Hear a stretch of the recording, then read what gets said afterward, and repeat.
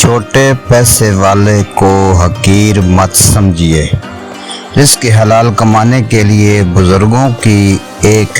کثیر تعداد نے چھوٹا موٹا ذریعہ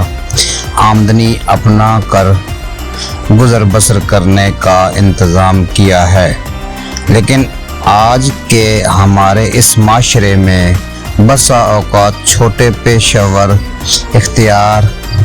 کرنے والوں کو توہین آمیز اور حقارت کی نگاہ سے دیکھا جاتا ہے،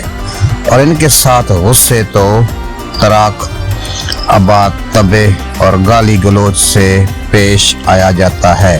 حالانکہ شریعت میں آدمی کے مقام و مرتبے اور اس کے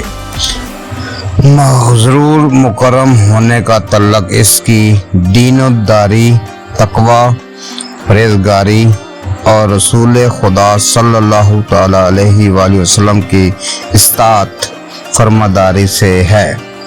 دیندار اور نیک سیرت پیشور کو نظر حقارت سے دیکھنا اور اسے